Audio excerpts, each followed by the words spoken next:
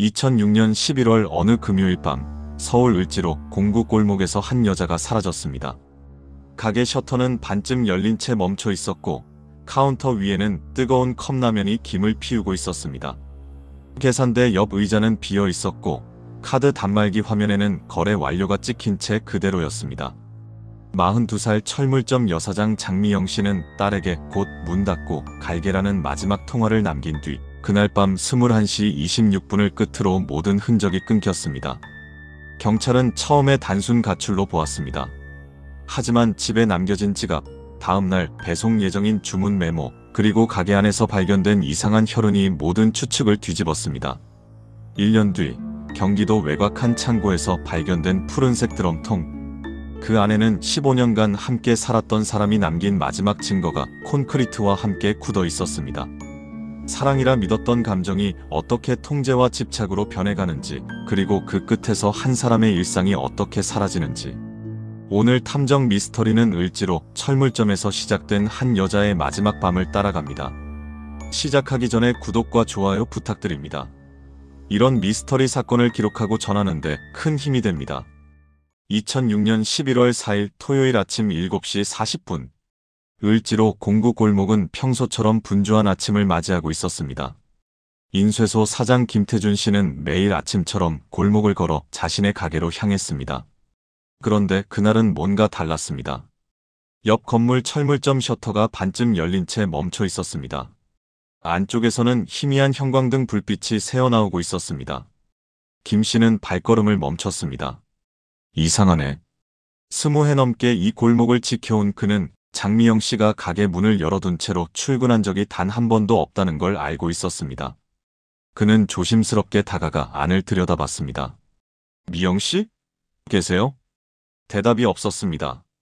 그는 몇 번이고 더 불러봤지만 안에서는 아무 소리도 들리지 않았습니다. 김 씨는 문을 천천히 밀고 들어갔습니다. 가게 안은 어젯밤 장사가 막 끝난 그대로였습니다. 카운터 위에는 반쯤 먹다 만 컵라면이 놓여 있었고 그 옆에 볼펜 한 자루가 바닥에 굴러떨어져 있었습니다. 주문 수첩은 펼쳐진 채로 카운터 모서리에 걸쳐져 있었습니다. 수첩 마지막 페이지에는 어젯밤 손님의 주문이 적혀 있었습니다. 드릴 날, 십자 드라이버, 육각 렌치. 익숙한 필체였습니다. 김 씨는 출입문 안쪽을 살폈습니다. 평소 거기 걸려 있어야 할 열쇠 뭉치가 보이지 않았습니다. 뭔가 잘못됐어. 그는 곧바로 경찰에 신고했습니다. 오전 9시 13분, 을지로 파출소로 첫 신고가 접수됐습니다. 신고자는 철물점 사장의 딸 고등학생 장수진 양이었습니다. 어젯밤 9시 7분에 엄마랑 마지막으로 통화했어요. 곧 문 닫고 갈게 라고 했는데 집에 안 들어왔어요. 수진 양의 목소리는 떨리고 있었습니다. 경찰은 즉시 현장으로 출동했습니다. 그들이 확인한 가게 안은 김 씨가 본 것과 똑같았습니다. 외부 침입의 흔적은 없었습니다. 셔터와 자물쇠는 멀쩡했고 강제로 열린 흔적도 없었습니다. 경찰은 카운터 서랍을 열어 장부를 확인했습니다. 카드 단말기 매출 내역을 뽑아봤습니다. 마지막 결제 시각은 전날 저녁 8시 58분이었습니다. 손님이 공구를 구매한 기록이었습니다. 그 이후로는 더 이상의 거래가 없었습니다. 경찰은 인근 CCTV 영상을 확보했습니다. 저녁 9시 10분경 철물점 안쪽 불이 하나씩 꺼지는 모습이 찍혀 있었습니다. 이어서 셔터가 천천히 내려가다가 중간쯤에서 멈췄습니다. 마치 누군가 급하게 작동을 멈춘 것처럼 보였습니다. 하지만 정작 중요한 장면은 없었습니다. 장미영 씨가 가게를 나서는 모습은 어디에도 찍혀 있지 않았습니다. 골목 입구 CCTV에도 건너편 약국 CCTV에도 그 어디에도 그가 밖으로 나오는 장면은 보이지 않았습니다. 경찰은 처음에는 신중한 태도를 보였습니다. 한 형사는 이렇게 말했습니다. 혹시 가출이나 자발적 실종 가능성도 있습니다. 성인이니까요. 이혼 후 혼자 생계를 책임지던 42살 여성. 과도한 업무 스트레스, 은행 대출, 전남편과의 갈등. 경찰은 이런 요소들이 그를 압박했을 수 있다고 추측했습니다. 하지만 집을 방문한 경찰의 생각은 곧 바뀌었습니다. 거실 테이블 위에는 장미영 씨의 지갑이 그대로 놓여 있었습니다. 그가 평소 꼭 들고 다니던 작은 손가방도 방 안에 있었습니다. 화장대 위에는 다음날 새벽 배송 예정인 주문건을 적어둔 포스트잇이 붙어 있었습니다. 나사못 50박스, 오전 8시까지. 수진 양은 경찰에게 말했습니다. 엄마는 약속을 절대 안 어기는 사람이에요. 특히 새벽 배송 같은 거는요. 인근 상인들도 같은 말을 했습니다. 을지로에서 20년 넘게 철물점을 운영해온 한 상인은 이렇게 증언했습니다. 미영 씨는 가게 일을 생명처럼 여기던 사람이에요. 아프거나 급한 일이 있어도 꼭 연락을 했어요. 이렇게 연락도 없이 사라질 사람이 아닙니다. 경찰은 다시 가게로 돌아가 더 세밀하게 살펴보기 시작했습니다. 그리고 카운터 뒤편, 지하 창고로 내려가는 계단 손잡이에서 이상한 흔적을 발견했습니다. 희미하지만 분명한 혈흔 반응이었습니다. 국과수 감식 결과 누군가 급하게 닦아낸 흔적이 확인됐습니다. 바닥에서는 평소보다 강한 세제 성분도 검출됐습니다. 그날 저녁 을지로 골목 상인들 사이에서는 불안이 퍼지기 시작했습니다. 한 상인이 조용히 말했습니다. 이건 그날 밤 여기서 뭔가가 끊어진 겁니다. 평범한 금요일 밤, 42살 여자가 가게 문을 닫으려던 순간, 그 시간 이후로 장미영 씨의 모든 일상은 이 골목 어딘가에서 갑자기 멈춰버렸습니다. 20년 넘게 쌓아온 신뢰와 성실함이 단 1시간도 안 되는 시간 동안 흔적도 없이 사라져버린 것입니다. 하지만 경찰은 아직 몰랐습니다. 이 가게 안에 남겨진 작은 단서들이 앞으로 몇 년에 걸쳐 한 사람의 과거와 마지막 순간을 모두 드러내게 될 것이라는 사실을요. 실종 신고 직후 을지로 일대는 여러 날 동안 수색 현장이 됐습니다.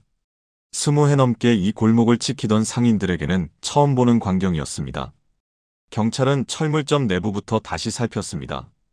외부 침입 흔적은 없었습니다. 셔터와 출입문 자물쇠는 멀쩡했습니다. 금고 역시 열려 있었지만 현금은 그대로 남아 있었습니다. 13만 원. 금요일 저녁 매출치고는 적지 않은 금액이었습니다. 강도 목적 범행으로 보기 어려운 정황이었습니다. 11월 5일, 경찰은 을지로 일대 골목 CCTV를 하나하나 확보해 동선 파악에 나섰습니다. 그리고 이상한 장면 2개를 포착했습니다. 저녁 8시 50분. 철물점 안에 손님으로 보이는 남성 한 명이 들어오는 모습이 찍혀 있었습니다. 키는 170cm 정도, 검은 점퍼를 입고 있었습니다. 그는 잠깐 안을 둘러보더니 카운터 쪽으로 다가갔습니다. 화질이 낮아 얼굴은 정확히 식별되지 않았습니다. 그리고 10여 분 뒤, 9시 5분경 모자를 깊게 눌러 쓴 또 다른 남성이 골목 입구에 서서 철물점 쪽을 바라보고 있는 장면이 포착됐습니다. 그는 한참 동안 가게를 응시하다가 천천히 골목 안쪽으로 사라졌습니다. 이 남성 역시 화질 때문에 신원 확인이 불가능했습니다. 경찰은 두 남성이 같은 인물인지 아니면 서로 다른 사람인지조차 확신할 수 없었습니다. 2006년 당시 CCTV 화질은 지금과 비교할 수 없을 만큼 조악했습니다. 언론도 이 사건을 주목하기 시작했습니다. 을지로 철물점 여사장 미귀가 경찰 수사 착수. 지역 뉴스에 딸의 뒷모습이 처음 등장한 것은 실종 사흘째였습니다.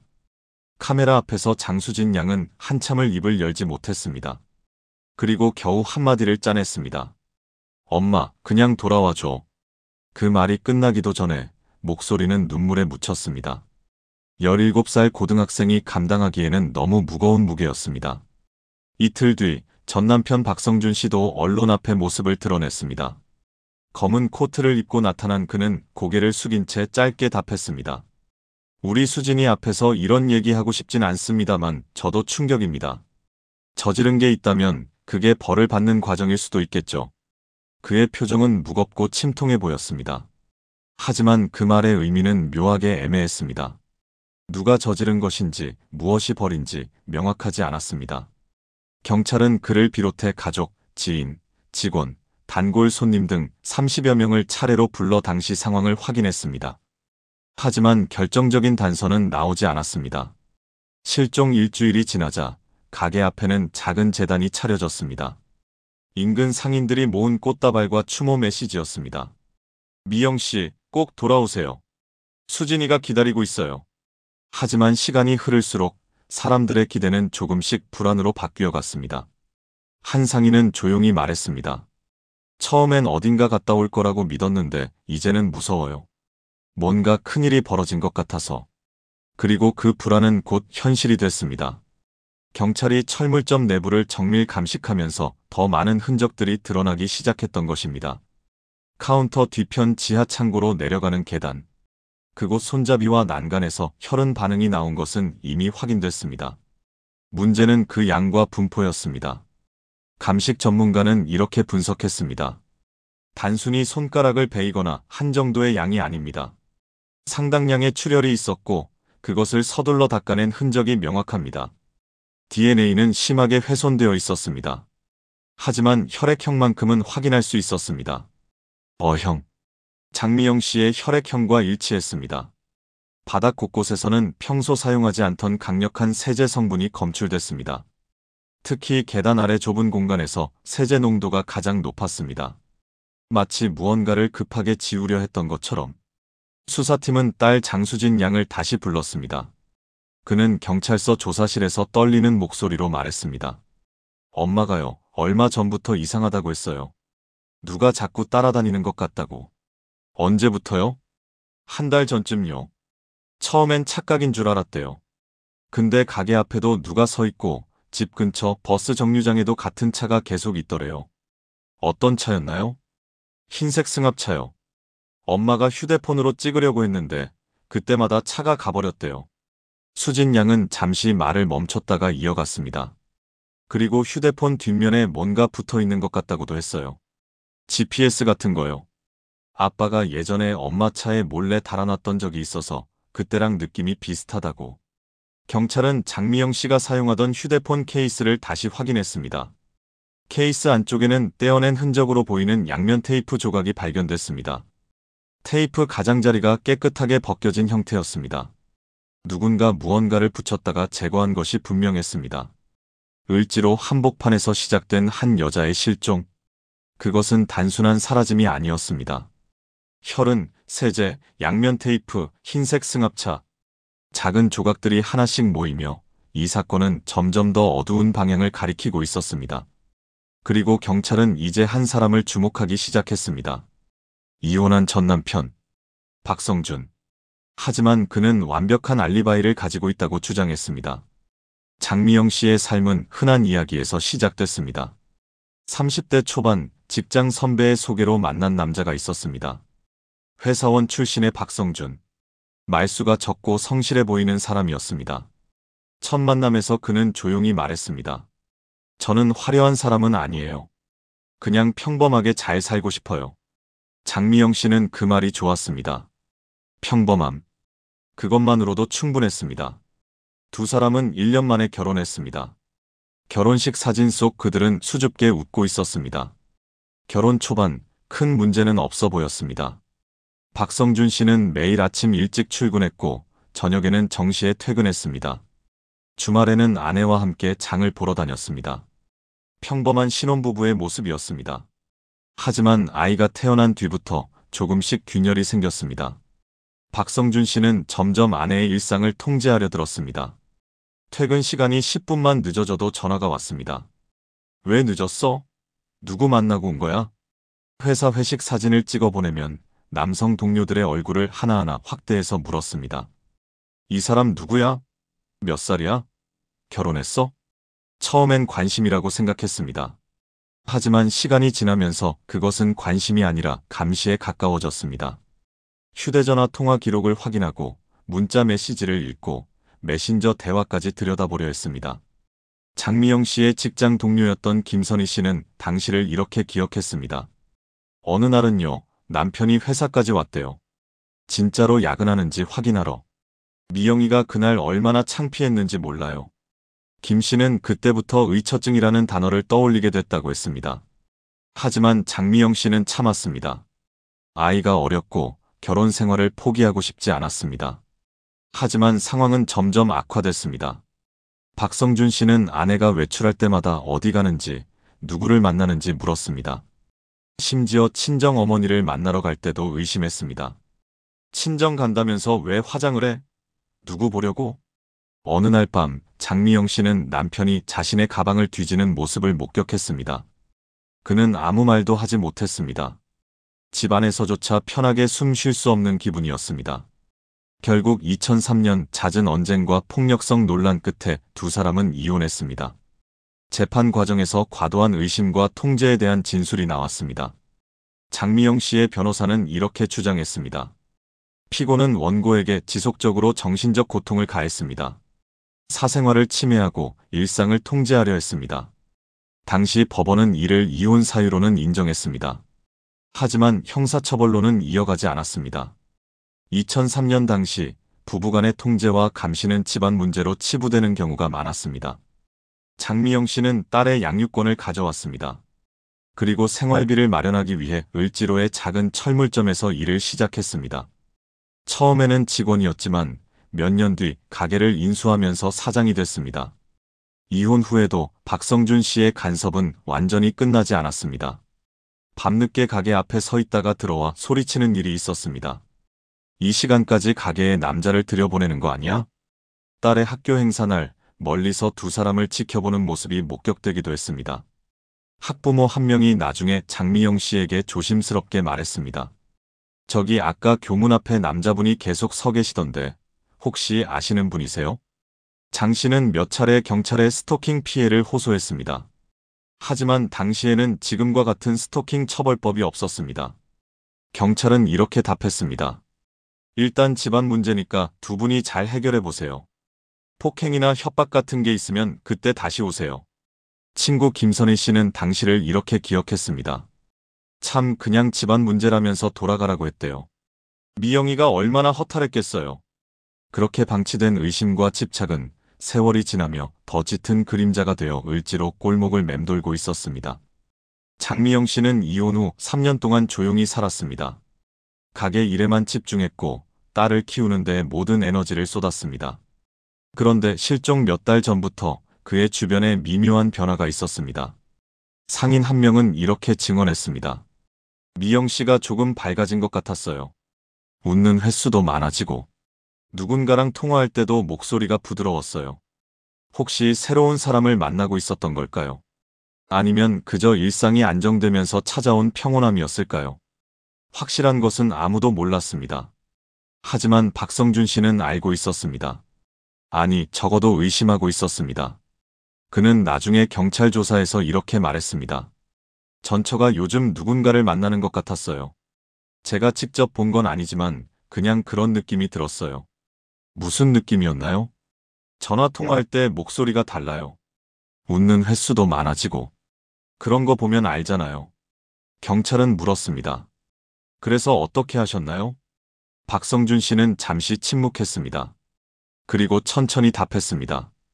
그냥 지켜봤죠.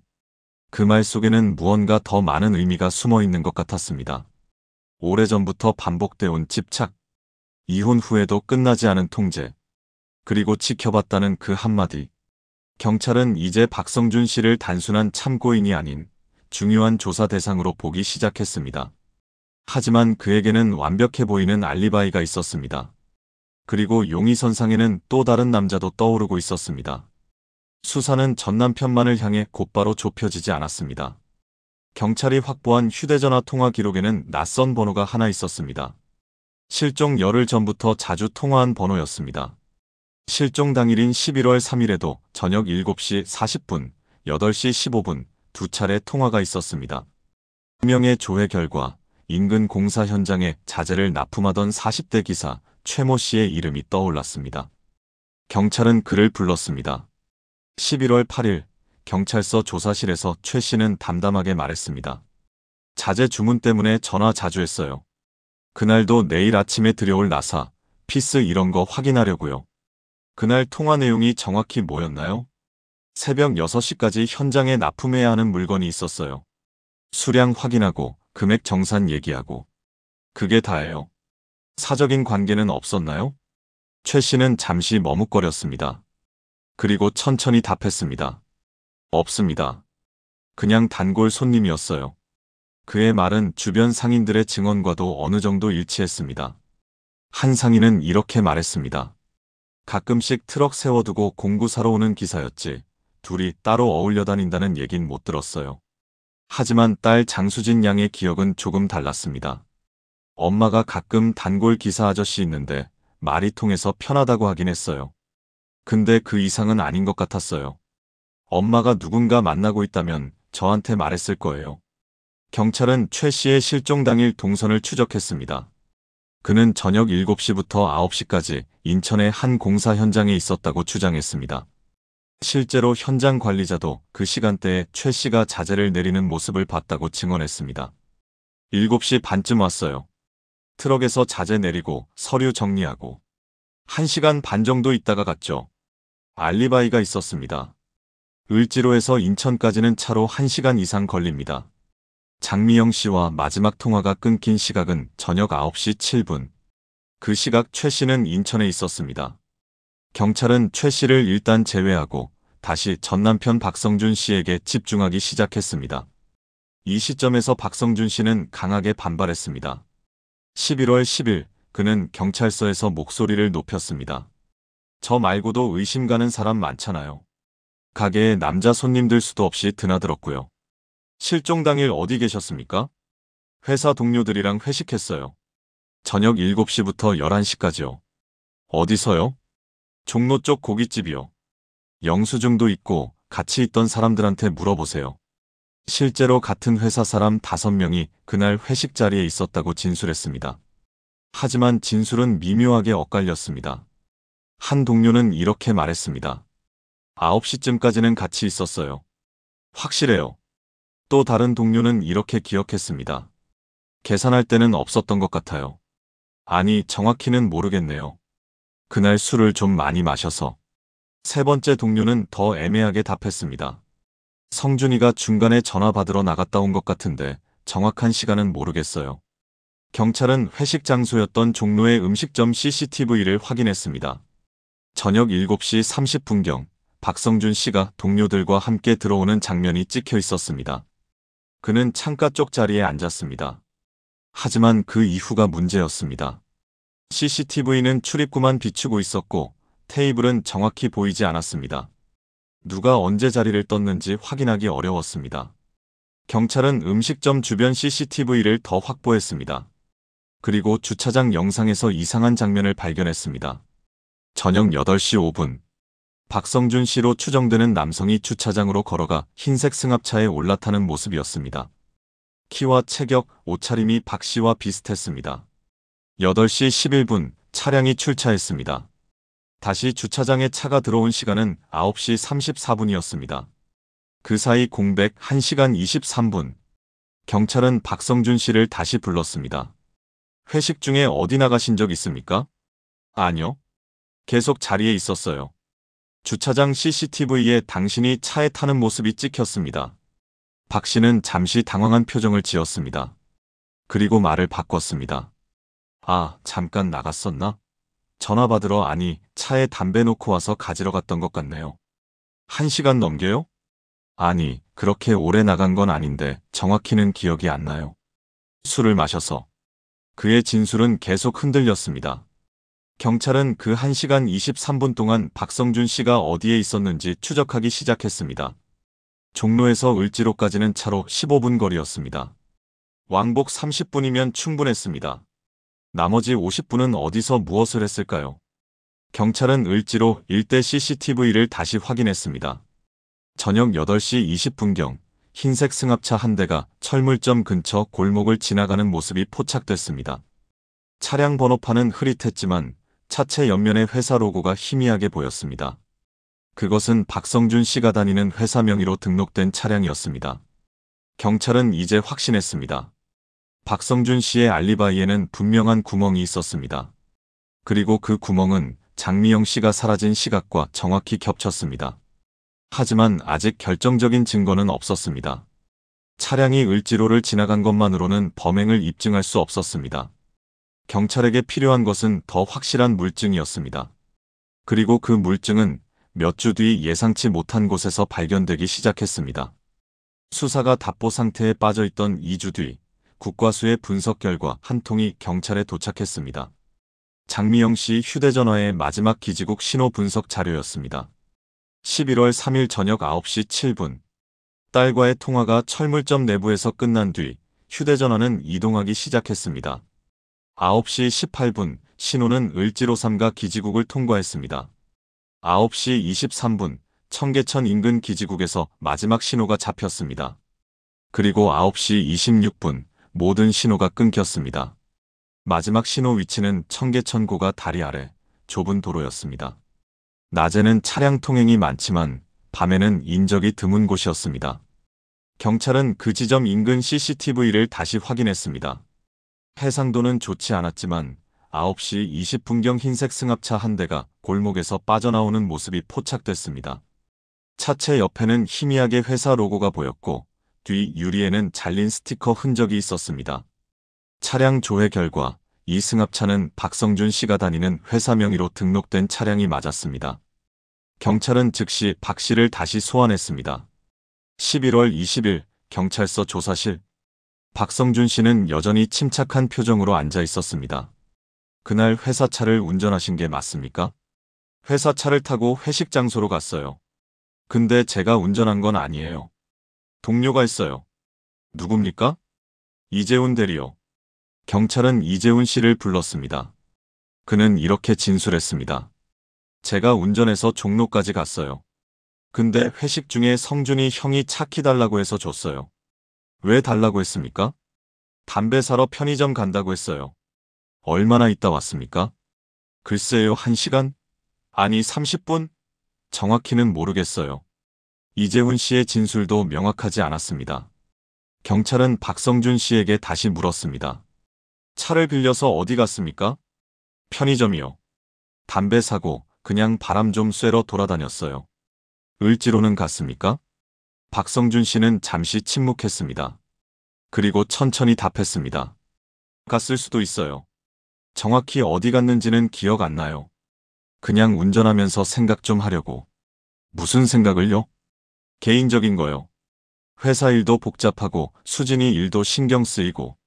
경찰은 더 파고들었습니다. 전철을 만나러 간 겁니까? 아니요. 철물점 근처에서 당신 회사 차량이 목격됐습니다.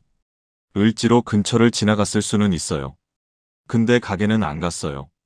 그의 답변은 계속 애매했습니다. 부인하지도 인정하지도 않는 태도였습니다. 경찰은 철물점 내부를 다시 정밀 감식했습니다.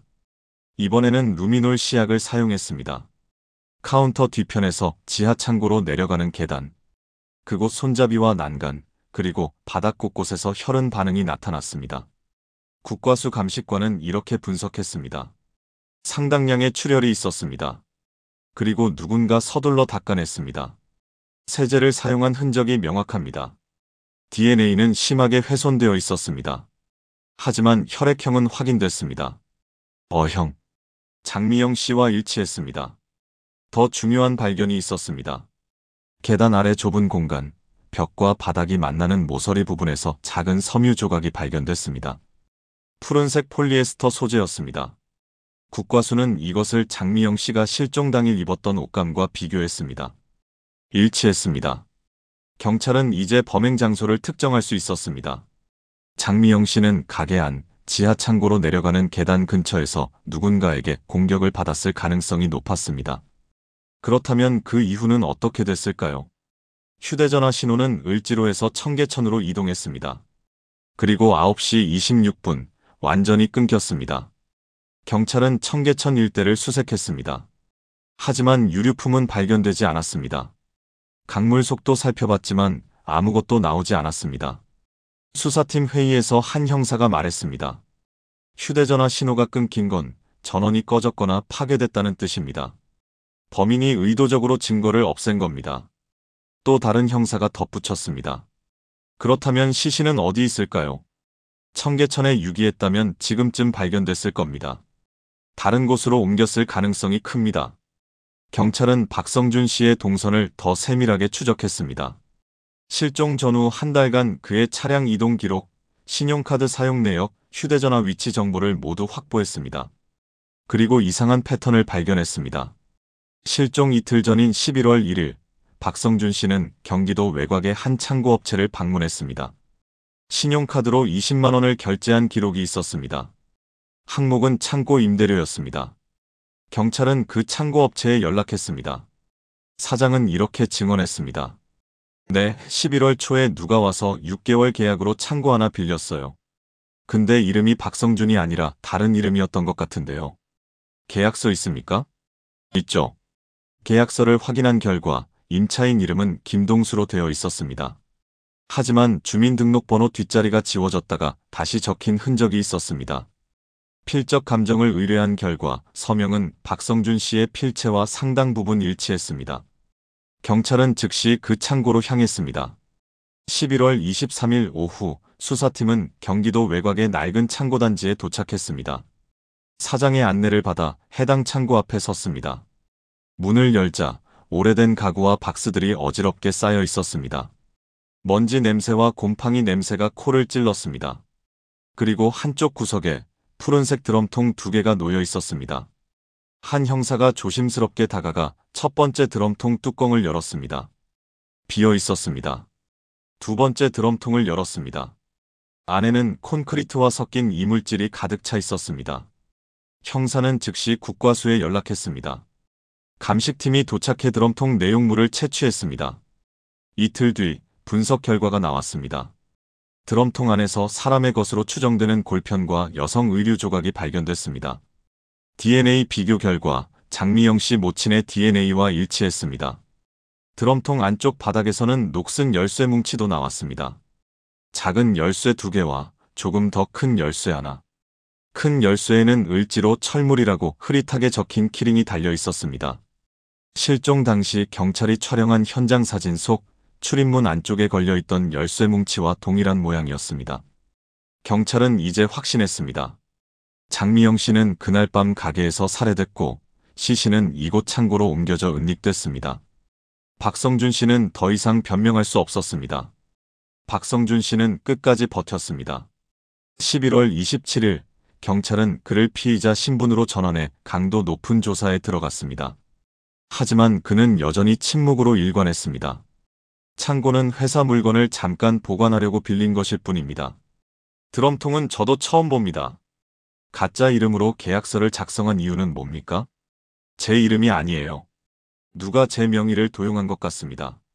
필적이 당신과 일치합니다. 그럴 리 없어요. 정밀 감정을 다시 해보세요. 경찰은 그가 실종 당일 회식 자리를 이탈한 시간을 집중적으로 추궁했습니다. 8시 5분에 주차장에서 차를 몰고 나갔습니다. 9시 34분에 돌아왔습니다. 그 사이 1시간 23분 어디 있었습니까? 박성준 씨는 잠시 눈을 감았습니다. 그리고 천천히 답했습니다. 담배 사러 편의점 갔고 그냥 차 안에서 바람 쐬고 있었어요. 1시간 넘게요? 머리가 복잡했어요. 회사 일도 그렇고 개인적인 일도 그렇고. 을지로에는 갔습니까?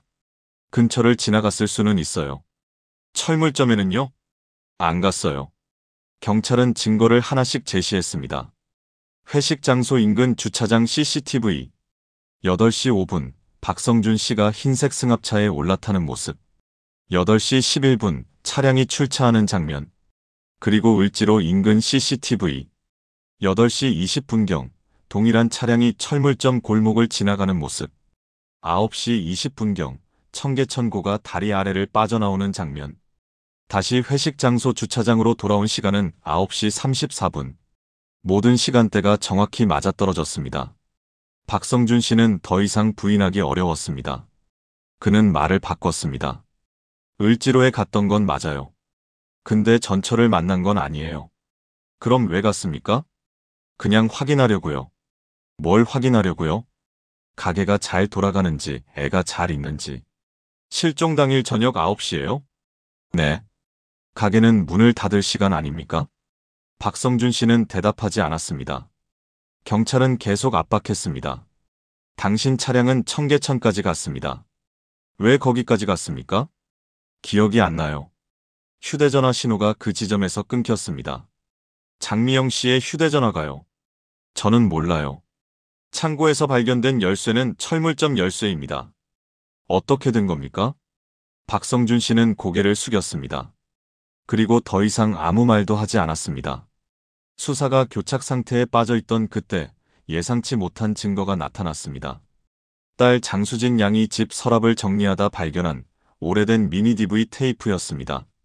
12월 3일 수진 양은 경찰서로 테이프를 가져왔습니다. 이거요, 엄마 아빠랑 같이 갔던 바닷가 여행 영상 같아요. 언제 찍었는지는 모르겠는데 제가 어릴 때인 것 같아요. 수사팀은 테이프를 복원해 확인했습니다. 화면에는 푸른 바다와 모래사장이 펼쳐져 있었습니다. 어린 수진 양이 파도를 피해 깔깔거리며 뛰어다니고 있었습니다. 젊은 부부가 그 모습을 바라보며 웃고 있었습니다. 평화로운 가족여행의 한 장면. 하지만 문제는 배경에서 들려오는 대화였습니다. 카메라가 바다를 비추고 있을 때 파도 소리 사이로 낮게 깔린 남자의 목소리가 들렸습니다. 내가 다른 남자 만나면 그냥 둘 다 끝내버릴 거야. 가게고 뭐고 다. 여자의 목소리는 들리지 않았습니다. 잠시 침묵이 흘렀습니다. 그리고 남자가 다시 말했습니다. 장난 아니야. 진짜로. 카메라는 여전히 바다를 비추고 있었습니다. 어린 수진 양이 화면 오른쪽에서 모래성을 쌓고 있었습니다. 평범한 가족여행의 한순간처럼 보였습니다. 하지만 지금 을지로 철물점 여사장의 실종을 수사하는 경찰에게 이 말은 전혀 다르게 들렸습니다. 다른 남자 만나면 끝내버릴 거야. 가게고 뭐고. 과거부터 반복되어 온 위협. 그리고 가게를 함께 언급한 표현. 경찰은 테이프에 찍힌 날짜를 확인했습니다. 2001년 여름. 이혼하기 2년 전이었습니다. 수사 기록에는 범행 동기와 연결될 가능성이 있음이라는 메모가 추가됐습니다. 경찰은 이 테이프를 들고 다시 박성준 씨를 조사했습니다. 12월 5일 조사실에서 테이프 음성이 재생됐습니다. 내가 다른 남자 만나면 그냥 둘 다 끝내버릴 거야. 가게고 뭐고 다. 박성준 씨는 창백한 얼굴로 화면을 바라봤습니다. 이게 당신 목소리 맞습니까? 그는 고개를 끄덕였습니다. 왜 이런 말을 했습니까? 그냥 그때는 화가 나서. 무엇 때문에요? 아내가 직장 동료들이랑 자주 만나는 게 싫었어요. 남자들이 있었거든요. 그래서 위협한 겁니까? 위협이 아니라 그냥 화난 상태에서 한 말이에요. 끝내버린다는 게 무슨 뜻입니까? 박성준 씨는 대답하지 않았습니다. 경찰은 계속 추궁했습니다. 당신은 이혼 후에도 전철을 스토킹했습니다. 가게 앞에 나타나고 학교 행사에 몰래 왔습니다. 휴대전화에 GPS를 달려고 했습니다. 그리고 실종 당일 을지로에 갔습니다. 저는 아무것도 안 했어요. 창고에서 유골이 나왔습니다. 당신이 임대한 창고에서요. 박성준 씨는 두 손으로 얼굴을 감쌌습니다. 조사실은 한동안 침묵에 잠겼습니다. 그리고 그는 천천히 입을 열었습니다. 넘어지는 과정에서 사고가 났어요. 죽일 생각은 없었어요. 그 순간 수사팀은 알았습니다. 그가 무너지기 시작했다는 것을. 하지만 그의 진술은 여전히 모순투성이었습니다. 사고였다는 주장과 시신을 창고로 옮기고 드럼통에 은닉한 행동은 결코 일치하지 않았습니다. 경찰은 더 많은 증거를 확보하기 위해 박성준 씨의 집과 사무실을 압수수색했습니다. 그리고 사무실 책상 서랍 깊은 곳에서 소형 GPS 기기와 사용 설명서를 발견했습니다. 구입 시기는 실종 2달 전이었습니다. 영수증도 함께 나왔습니다. 인터넷 쇼핑몰에서 구매한 기록이었습니다. 상품명은 초소형 실시간 위치 추적기였습니다. 모든 증거가 한 방향을 가리키고 있었습니다. 박성준 씨는 오래전부터 전철을 감시하고 있었고 그날 밤 을지로 철물점에서 무슨 일이 벌어졌습니다. 검찰은 그를 살인 및 사체유기 혐의로 재판에 넘기기로 결정했습니다. 결정적인 전환점은 실종 1년 뒤 찾아왔습니다. 2007년 11월 경기도 외곽 한 창고업체 사장에게서 경찰로 연락이 왔습니다. 몇 달째 연락이 닿지 않는 임차인이 있어요. 임대료도 밀렸고요. 짐을 정리하려고 하는데 혹시 확인 좀 해주실 수 있나요? 경찰은 즉시 현장으로 향했습니다. 창고 단지는 인적이 드문 공단 지역에 있었습니다. 낡은 컨테이너 형태의 창고들이 줄지어 서 있었습니다. 사장은 경찰을 13번 창고 앞으로 안내했습니다. 여기에요. 작년 11월 초에 계약했는데 올해 5월까지만 임대료 내고 연락이 끊겼어요. 계약자 이름이 뭡니까? 김동수라고 되어 있는데 계약서 좀 이상해요. 경찰이 계약서를 확인했습니다. 임차인 이름은 김동수, 주민등록번호 앞자리는 73으로 시작했지만 뒷자리가 지워졌다가 다시 적힌 흔적이 선명했습니다. 서명 필체도 어딘가 어색하게 보였습니다. 경찰은 국과수의 필적 감정을 의뢰했습니다. 결과는 이틀 뒤 나왔습니다. 서명은 박성준 씨의 필체와 85% 이상 일치했습니다. 창고 문을 열자 안은 어둡고 습했습니다. 오래된 가구와 박스들이 어지럽게 쌓여 있었습니다. 먼지가 두껍게 쌓여 있었고 곰팡이 냄새가 코를 찔렀습니다.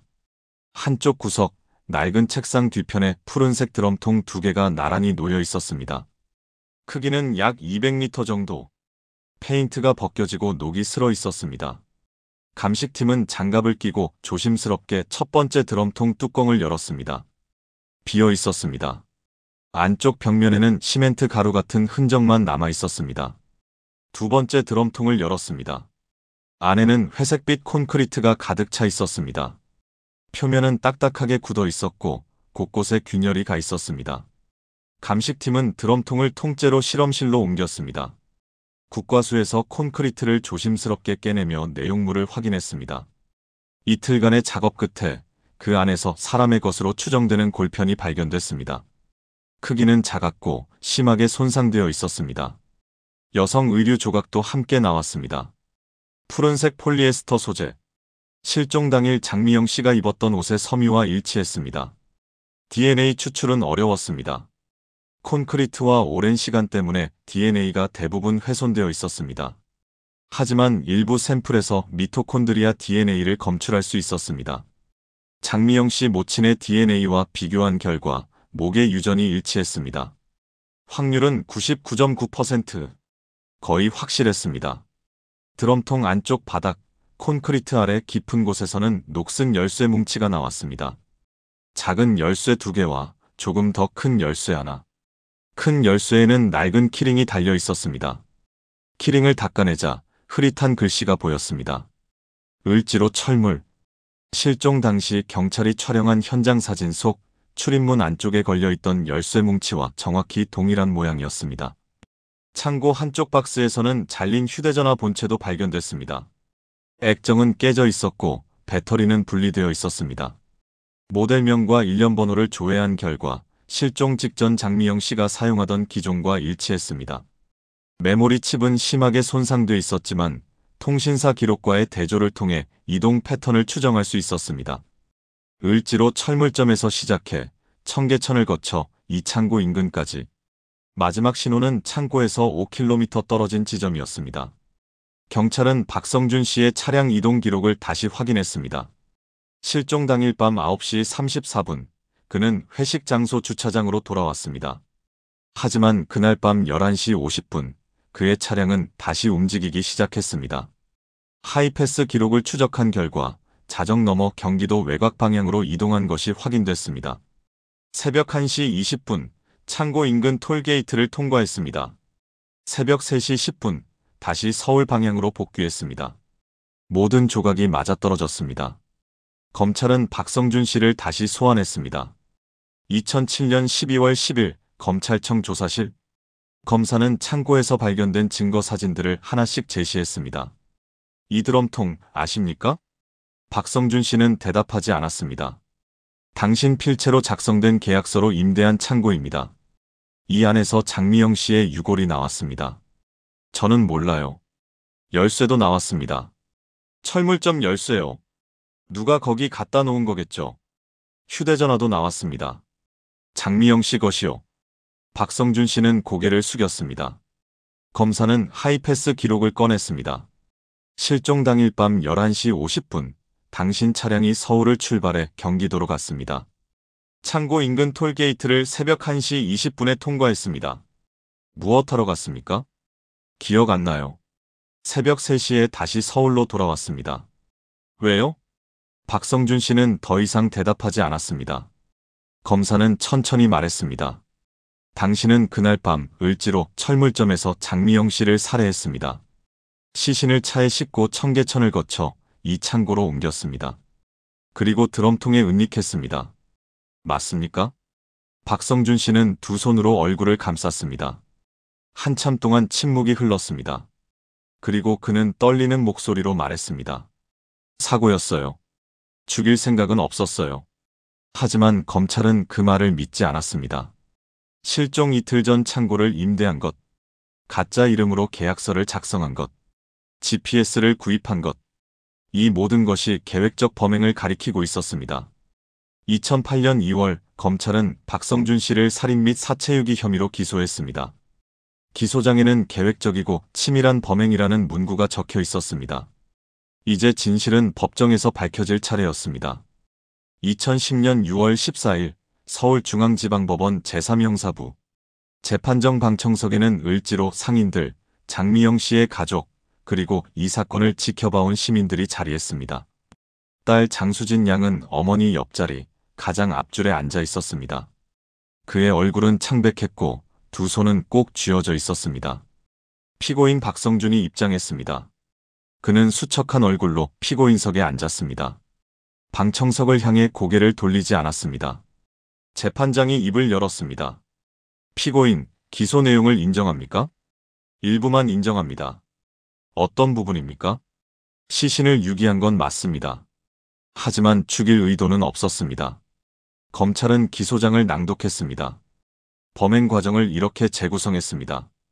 2006년 11월 3일 저녁 8시경 박성준은 회식 자리를 핑계로 회사 차량을 이용해 을지로로 이동했습니다. 골목 입구에 차를 세워둔 뒤 철물점으로 들어갔습니다. 그곳에서 장미영 씨와 말다툼을 벌였고 이 과정에서 그를 계단 아래로 밀쳐 넘어뜨렸습니다. 그리고 목을 압박해 사망에 이르게 했습니다. 시신을 차량에 싣고 청계천을 거쳐 미리 준비해둔 창고로 이동했습니다. 드럼통에 시신을 넣고 콘크리트로 덮어 은닉했습니다. 검찰은 동기를 이렇게 제시했습니다. 피고인은 이혼 후에도 피해자를 통제하려는 집착을 버리지 못했습니다. 피해자가 새로운 관계를 시작하려 한다는 소문을 듣고 이를 받아들일 수 없었습니다. 검사는 증거를 하나씩 제시했습니다. 먼저 GPS 구입 영수증. 실종 2달 전 박성준은 인터넷에서 소형 위치 추적기를 구매했습니다. 상품 설명에는 배우자 위치 확인용이라는 문구가 적혀 있었습니다. 다음은 창고 임대 계약서. 실종 이틀 전 가짜 이름으로 작성된 계약서. 필적 감정 결과 85% 이상 박성준의 필체와 일치했습니다. 그리고 2001년 바닷가 여행 비디오 테이프. 법정에서 음성이 재생됐습니다. 내가 다른 남자 만나면 그냥 둘 다 끝내버릴 거야. 가게고 뭐고 다. 방청석에서 한숨 소리가 새어나왔습니다. 수진 양은 고개를 숙였습니다.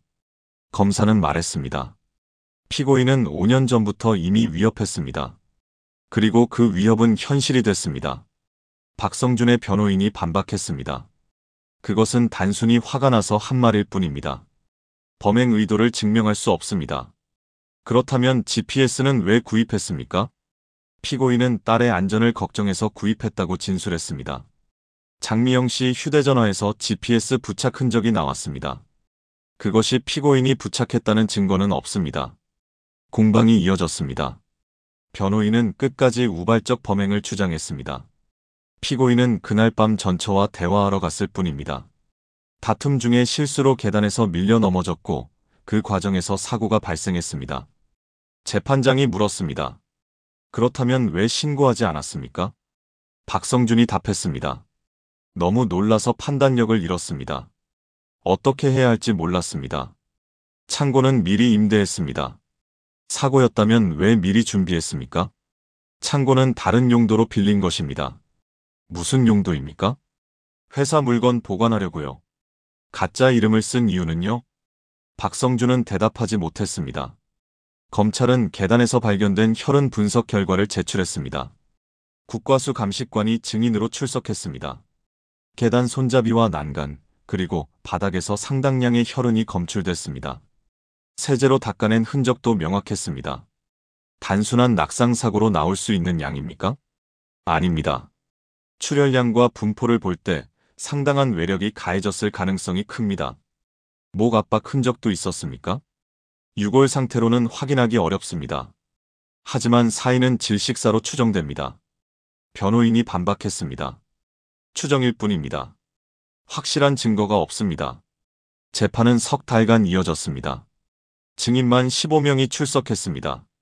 을지로 상인들, 회사 동료들, 창고업체 사장, 국과수 감식관, 통신사 직원까지.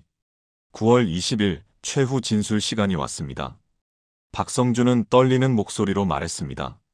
저는 전철을 죽일 생각이 없었습니다. 정말입니다. 다만 대화를 하고 싶었을 뿐입니다. 왜 제 전화를 안 받는지, 왜 피하는지 묻고 싶었습니다. 그는 잠시 말을 멈췄다가 이어갔습니다. 사고가 났을 때 저는 패닉 상태였습니다. 어떻게 해야 할지 몰랐습니다. 그래서 그렇게 됐습니다. 수진이한테 정말 미안합니다. 방청석에서 수진 양은 눈물을 닦았습니다. 하지만 그의 표정은 단단했습니다. 검사의 최후 의견이 이어졌습니다. 피고인의 진술은 모순투성이입니다. GPS를 미리 구입하고 창고를 미리 임대하고 가짜 이름을 사용한 것. 이 모든 것이 계획적 범행을 증명합니다. 피고인은 수년간 피해자를 통제하려는 집착을 보여왔습니다. 그리고 그 집착은 결국 범행으로 이어졌습니다. 이것은 우발적 사고가 아닙니다. 10월 8일 선고 공판이 열렸습니다. 재판장은 판결문을 낭독했습니다. 피고인은 피해자에게 오랫동안 스토킹과 통제 행위를 해왔습니다. 이혼 후에도 그 행위는 계속됐습니다. 실종 전 GPS 구입, 창고 임대, 가짜 이름 사용 등은 사전 계획을 보여줍니다. 실종 당일 알리바이 조작, 증거 인멸 정황, 시신 은닉 행위 역시 치밀한 범행을 입증합니다. 피고인의 우발적 사고 주장은 받아들이기 어렵습니다. 이는 계획 범죄에 가깝습니다. 재판장은 잠시 침묵했다가 선고했습니다. 피고인 박성준에게 징역 25년을 선고합니다. 방청석에서 작은 소란이 일었습니다. 수진 양은 조용히 울고 있었습니다. 옆에 앉은 외할머니가 그의 어깨를 감싸 안았습니다. 판결이 내려지고 박성준은 고개를 숙인 채 법정을 나갔습니다. 그는 끝까지 방청석을 바라보지 않았습니다. 법정 밖 기자들이 수진 양을 둘러쌌습니다. 그는 마이크 앞에서 떨리는 목소리로 말했습니다. 엄마한테 최소한 어디에 있는지는 말해줄 수 있게 된 거잖아요. 그 말에는 완전한 위로도 완전한 분노도 아닌 복잡한 감정이 담겨 있었습니다. 법은 진실을 인정했습니다. 하지만 그 진실이 가족에게 가져다 준 것은 끝나지 않는 상처였습니다. 2025년 현재 을지로 철물점이 있던 자리는 작은 카페와 공방으로 바뀌었습니다. 콘크리트 벽에는 감각적인 조명이 걸려 있고 예전 셔터가 있던 자리에는 유리문이 설치됐습니다. 깔끔한 인테리어와 원두 향기. 젊은 사람들이 노트북을 펼치고 앉아 있습니다. 이곳에서 한 여성이 사라지고 몇 년 뒤 콘크리트 드럼통 속에서 일부 유골로 발견됐다는 사실을 아는 사람은 많지 않습니다. 장수진 씨는 이제 30이 됐습니다. 그는 가끔 을지로를 찾습니다. 엄마가 일하던 골목을 잊고 싶지 않아서요. 두렵기도 하지만 그래도 여기 와야 엄마가 진짜 있었던 사람 같아요. 그가 말하는 있었던 사람이라는 표현은 실종 피해자 유가족들이 자주 쓰는 말입니다. 기록과 기억 속에서만 존재하는 가족. 그 가족이 실제로 살아있었음을 증명하는 일은 때로는 수사보다 더 긴 싸움이 되기도 합니다. 수진 씨는 지금 사회복지사로 일하고 있습니다. 가정폭력과 스토킹 피해자들을 상담하는 일입니다. 제 경험이 누군가에게 도움이 될 수 있다면 그것만으로도 의미가 있다고 생각해요. 그의 목소리는 차분했지만 눈빛에는 여전히 슬픔이 남아 있었습니다. 이 사건은 법적으로는 해결된 사건입니다. 범인은 특정됐고 재판을 거쳐 형이 확정됐습니다. 박성준은 현재 경기도의 한 교도소에서 복역 중입니다. 가석방 없이 25년형을 선고받았으니 2035년에야 출소할 예정입니다. 하지만 이 사건이 우리에게 남긴 질문들은 여전히 현재형입니다. 첫째, 오래전부터 반복되던 스토킹과 통제의 신호를 우리는 왜 제때 포착하지 못했을까요? 이혼 소송 과정에서 드러난 위협 발언들, 집 앞과 가게 앞을 맴돌던 전남편의 행동은 그저 감정이 아직 정리되지 않은 사람의 행동으로 치부되었습니다. 장미영 씨가 경찰에 몇 차례 신고했을 때 돌아온 답변은 집안 문제니까 잘 해결해보라는 말뿐이었습니다. 2006년 당시에는 스토킹 처벌법이 없었습니다. 2021년에야 스토킹 처벌법이 시행됐지만 여전히 많은 피해자들이 법의 보호를 받지 못하고 있습니다. 신고해도 증거가 부족하다. 아직 범죄가 발생하지 않았다는 이유로 되돌아가는 경우가 많습니다. 누군가가 이건 위험하다고 말해줄 수 있는 제도와 시선이 부족했습니다. 그리고 그 빈틈에서 장미영 씨는 사라졌습니다. 둘째, 실종 초기 24시간 동안 경찰과 사회는 이 사건을 어떻게 받아들였을까요? 단순 가출 가능성, 잠시 연락을 끊고 떠난 사람일 수 있다는 안이한 추측은 아주 중요한 첫 단서를 놓치게 만들 수도 있습니다. 어른이니까 알아서 돌아올 것이라는 말 뒤에는 구조되지 못한 수많은 피해자들이 숨어 있을지도 모릅니다. 실종 당일 경찰이 즉시 철물점을 정밀 감식했다면 어땠을까요? 주변 CCTV를 더 빨리 확보했다면 범인의 동선을 실시간으로 추적할 수 있었을까요? 그랬다면 장미영 씨를 살릴 수 있었을까요? 물론 가정이지만 이런 질문은 계속 던져져야 합니다. 셋째, 스토킹과 친밀한 관계 내 폭력에 대한 법과 제도는 지금도 충분한가 하는 질문이 남습니다. 이 사건은 가상의 구성입니다. 하지만 실제로 우리 주변에는 수년간 반복되는 위협과 통제를 신고했음에도 두 분이 잘 해결해 보시라는 말만 듣고 집으로 돌아갔던 피해자들이 존재합니다. 친밀한 관계에서의 폭력은 외부에서 보이지 않습니다. 문을 닫으면 보이지 않고 소리를 낮추면 들리지 않습니다. 피해자는 고립되고 가해자는 더 대담해집니다. 2021년 시행된 스토킹 처벌법은 분명 진전입니다. 하지만 여전히 부족합니다. 신고 후 조치가 늦고 처벌이 약하고 피해자 보호 체계가 미흡합니다. 그 사이 누군가는 또 다른 을지로의 밤을 통과하고 있을지도 모릅니다. 장수진 씨는 마지막으로 이렇게 말했습니다. 엄마가 신호를 보냈어요. 누군가 따라다닌다고, 무서우니까 누가 좀 도와달라고. 근데 아무도 심각하게 안 받아들였어요. 저도 포함해서요. 그의 목소리는 떨렸습니다. 만약 그때 누군가 진지하게 들어줬다면 엄마는 지금 살아있을 수도 있어요. 그게 제일 후회돼요. 이야기는 여기서 끝나지만 경고는 계속되어야 합니다. 스토킹 피해나 과거의 의문스러운 실종, 아직 말하지 못한 폭력의 기억이 있다면 익명으로도 괜찮습니다. 가까운 경찰서, 여성긴급전화 1080, 한국여성인권진흥원, 그리고 제작진 제보 창구로 알려주십시오. 작은 제보 하나가 누군가의 현재를 구하고 과거를 정리하는 결정적인 실마리가 될 수 있습니다. 을지로 철물점에서 사라진 한 여자의 이야기. 그것은 단순히 과거의 사건이 아닙니다. 지금 이 순간에도 누군가는 비슷한 위협 속에서 살아가고 있을지 모릅니다. 우리가 신호를 놓치지 않는다면, 우리가 진지하게 귀 기울인다면 다음 피해자는 막을 수 있습니다. 오늘 이야기 잘 들으셨나요? 구독과 좋아요 부탁드립니다. 탐정 미스터리는 앞으로도 세상에서 잊혀졌던 그리고 반드시 잊어서는 안 되는 이야기를 전하겠습니다. 시청해주셔서 감사합니다.